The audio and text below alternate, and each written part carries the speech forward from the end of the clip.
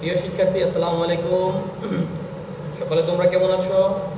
আলহামদুলিল্লাহ, আমি খুব ভালো আছি। আমি মোহাম্মদ ফয়সাল চৌধুরী, বিভাগীয় প্রধান অর্থনীতি বিভাগ, পূর্বাচল আদর্শ কলেজ এবং অধ্যক্ষ, পূর্বাচল আদর্শ কলেজ। আমরা আমাদের নিয়মিত আয়োজন অনলাইন ক্লাসে আবার আমরা ফিরে এসেছি। আজ এই 19শে সেপ্টেম্বর 2020। আমাদের আজকের অর্থনীতির প্রথম পত্রের তৃতীয় অধ্যায় আলোচিত বিষয়, অধ্যায়ের পাঠ হচ্ছে 3.5.2। আমাদের আজকের আলোচিত বিষয়গুলো হবে উৎপাদন কি, উপযোগ কি, পাশাপাশি ক্রমহ্রাসমান প্রান্তিক উৎপাদন বিধি। আমরা শুরুতে জেনে নেব উৎপাদন কি। উৎপাদন হচ্ছে কোনো দ্রব্যের নতুন কোনো দ্রব্য সৃষ্টি নয়, বরং নতুন উপযোগের সৃষ্টি করা। একটা দ্রব্য ব্যবহারের উপযোগী করে গড়ে তোলাই হচ্ছে উৎপাদন। আর উপযোগটা কি? উপযোগ হচ্ছে কোনো অভাব পূরণ করার ক্ষমতা। ধরো একটা বল প্যানে যে পরিমাণ কালি রয়েছে, এই পরিমাণেই আমরা কী করতে পারবো? লিখতে পারবো। যখন কালিটা শেষ হয়ে যাবে তখন এটার উপযোগ নিঃশেষ হয়ে যাবে।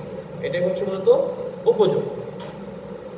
এরপর আসবো আমাদের আজকে গুরুত্বপূর্ণ যে বিষয়টা, আমাদের আলোচিত বিষয় ক্রমহ্রাসমান প্রান্তিক উৎপাদন বিধি। ক্রমহ্রাসমান প্রান্তিক উৎপাদন বিধি। আমরা আগে কথাটার অর্থ বোঝার চেষ্টা করি। ক্রম মানে একটা ধারাবাহিকতা বা সিরিয়াল, হ্রাসমান আস্তে আস্তে কমতে থাকবে, প্রান্তিক অতিরিক্ত যেই ব্যাপারটা, উৎপাদন অতিরিক্ত যে উৎপাদন সেটা বিধি, যে আস্তে আস্তে অতিরিক্ত উৎপাদনটা কমতে থাকবে, এই একটা যে বিধি, সেটাই হচ্ছে ক্রমহ্রাসমান প্রান্তিক উৎপাদন বিধি। আমাদের এই বিধিটি করার জন্য কতগুলো বিষয় আজকে আলোচিত হবে। প্রথম বিষয় হচ্ছে এটার মূল বক্তব্যটা কি থাকবে সেটা। প্রথমে হচ্ছে কি মূল বক্তব্য, পরে এটার অনুমতি শর্ত, তালিকা পদ্ধতি উপস্থাপন করব, চিত্র করব, কি বিধির ব্যতিক্রমগুলি, পাশাপাশি সর্বোপরি আমাদের একটা এটা থেকে আমরা কি শিখলাম বা কি মন্তব্য পেলাম সেটা। এই পর্যায়ে আমরা যদি প্রথমে আসি এটার মূল বক্তব্যে, যে অন্যান্য কলা কৌশল বা উৎপাদনের উপকরণের স্থিরগুলো অবস্থার অপরিবর্তন রেখে এক বা একাধিক উপকরণ যদি উৎপাদনের কাজে আমরা বৃদ্ধি করি, তাহলে উৎপাদন বৃদ্ধি পাবে, কিন্তু যেই হারে বৃদ্ধি পাওয়ার কথা তার চেয়ে কম হারে বৃদ্ধি পাবে। এটাই হচ্ছে মূলত এই ক্রমহ্রাসমান প্রান্তিক উৎপাদন বিধি। প্রাথমিকভাবে ফরাসি অর্থনীতিবিদ টার্গো সর্বপ্রথম এটা নিয়ে আলোচনা করে, কিন্তু পরবর্তীতে মার্শালের হাতে গিয়ে সেটা কি হয়, পরিসমাপ্তি, একটা কি ভালো একটা ফলাফল বা ভালো একটা সিচুয়েশনে আসে। মার্শালের মতে ভূমি চাষে বর্ধিত পরিমাণ মূলধন বা শ্রম নিয়োগ করলে উৎপাদনের সাধারণ আনুপাতিক হার অপেক্ষা কম হারে বৃদ্ধি পায়। অর্থাৎ ভূমি এবং মূলধনের পরিমাণ বৃদ্ধি করলে উৎপাদন কাজে আবার পুনরায় বৃদ্ধি করলে যেই পরিমাণ হারে উৎপাদন বৃদ্ধি হওয়ার কথা, সেটা সেই পরিমাণ হারে না বেড়ে তার চেয়ে কম হারে বাড়ে। এটাই হচ্ছে এই বিধির মূল বক্তব্য। এই বক্তব্যটাকে উপস্থাপন করতে হলে কতগুলো শর্ত লাগবে। শর্তগুলো হচ্ছে কি, উৎপাদনের উপকরণগুলো অনুপাত থাকবে কি পরিবর্তনযোগ্য, ভূমি পরিমাণ স্থির, মূলধন এবং শ্রম দুটোই কি থাকবে, পরিবর্তনশীল থাকবে। পরিবর্তনশীল উপকরণ এক সমজাতীয় হবে, উৎপাদনের কলা কৌশল স্থির থাকবে, স্বাভাবিক যেই প্রক্রিয়া উৎপাদন হতো সেই প্রক্রিয়ায় থাকবে। আরটা হচ্ছে স্বল্পকালীন সময় বিবেচিত হবে। এখন যদি আমরা একটা তালিকা করি, এই তালিকার মাধ্যমে আমি তোমাদেরকে এই ব্যাপারটা ক্লিয়ার করে দেওয়ার চেষ্টা করছি। আমরা প্রথমে কি করলাম, একটি তালিকা করে নিলাম। এটা কিসের এই তালিকা? ক্রমহ্রাসমান উৎপাদন বিধিকে প্রকাশ করার জন্য একটি তালিকা। প্রথম শব্দটি সংমিশ্রণ, যেটা জমির পরিমাণ, যেটা শ্রম ও মূলধন টাকায় যেটা প্রকাশ করা হবে। তারপর একটা মোট উৎপাদন মনে আমরা হিসাব করবো। শেষ হচ্ছে প্রান্তিক উৎপাদন এমপি বা মার্জিনাল প্রোডাক্ট। আমাদের সংমিশ্রণ এ বি সি ডি, আমাদের প্রতিটা জমির কিন্তু পরিমাণ বরাবর সমান ছিল। প্রথমটা 2 একর, পরেরটা 2 একর, পরেরটা 2 একর, তারপরেরটাও 2 একর। এখন আমাদের প্রথমে প্রাথমিকভাবে যে মূলধন ছিল মাত্র 5,000 টাকা, মূলধন এবং শ্রম ছিল, খরচ ছিল 5,000 টাকা। এখানে আমাদের উৎপাদন হয়েছিল 200 টাকা, 200 মণ। তাহলে আমাদের প্রান্তিক উৎপাদন হচ্ছে কত? 200 মণ। আমরা যখন এখানে আমাদের মূলধন এবং শ্রম বৃদ্ধি করলাম, 5 থেকে 10,000 নিয়ে আসলাম, তখন উৎপাদন বেড়ে হলো 350, মানে 350 মণ। এখন 350 এবং 200 এর যে পার্থক্য হচ্ছে 150। তাহলে এখানে প্রান্তিক উৎপাদন আসছে কত? 150। কিন্তু দেখো একটু খেয়াল করে, আমরা কিন্তু এই শ্রম এবং মূলধনকে দ্বিগুণ করেছিলাম। এখানে 400 হওয়ার কথা ছিল, কিন্তু সেটা না হয়ে হয়েছিল তো 150। আমরা পরবর্তীতে আবার নতুন উৎপাদনের আশায়, নতুন লাভের আশায় আবার নতুন করে মূলধন এবং শ্রম বৃদ্ধি করলাম। বৃদ্ধি করে হলো 15,000 টাকা। এই ক্ষেত্রে আমাদের মূল উৎপাদন কিন্তু বৃদ্ধি পেয়েছে, কিন্তু কি পরিমাণ পেয়েছে?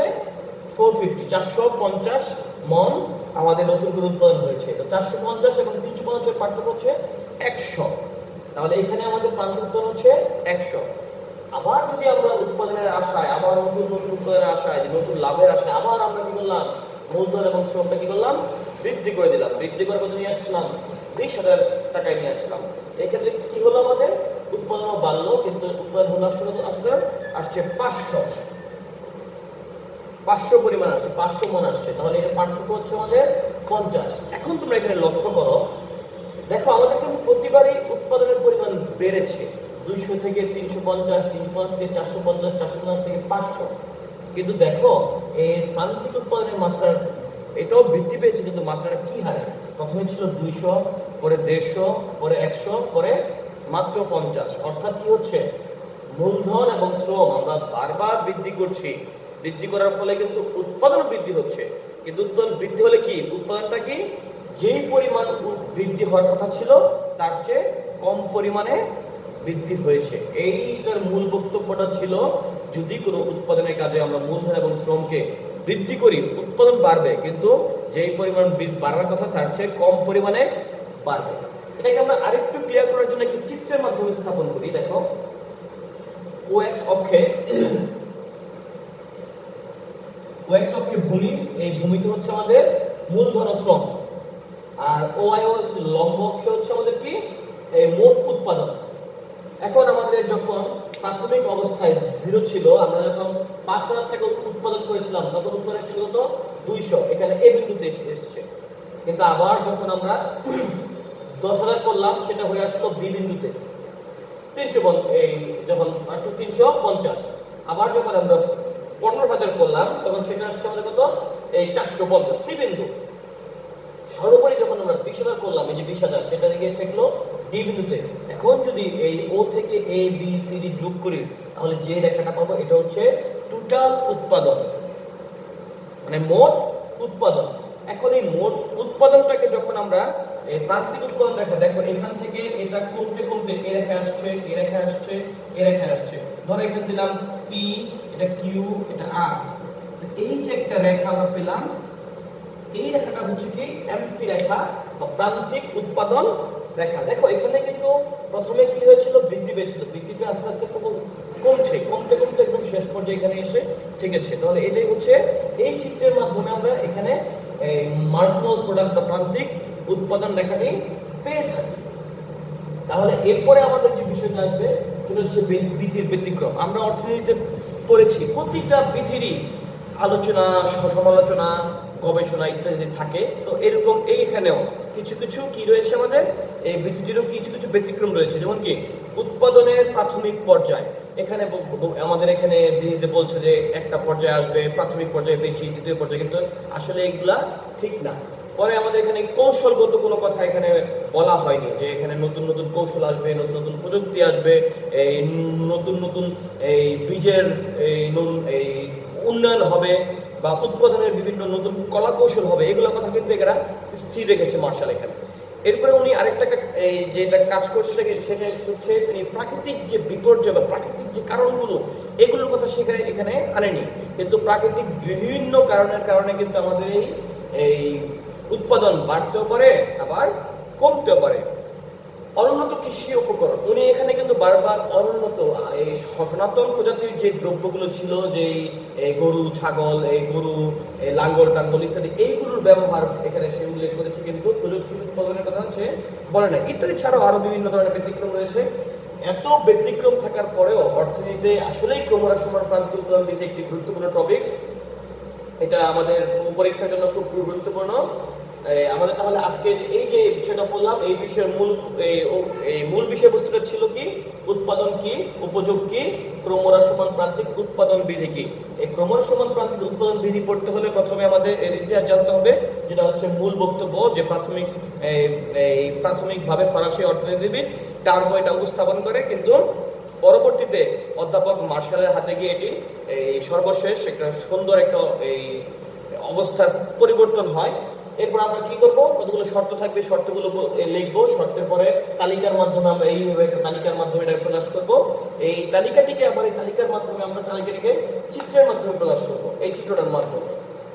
এরপরে এর কিছু ব্যতিক্রম থাকবে, এগুলো বলবো। পাশাপাশি আমরা নিজের সর্বোপরি এই যে একটা বিধি থেকে আমরা কি শিখলাম সেটা উপস্থাপন করব। আশা করি আমার ক্লাসটি তোমরা সকলে খুব মনোযোগ সহকারে শুনেছো। সকলকে ধন্যবাদ। পরবর্তী ক্লাসের জন্য সকলকে আমন্ত্রণ রইল। ধন্যবাদ।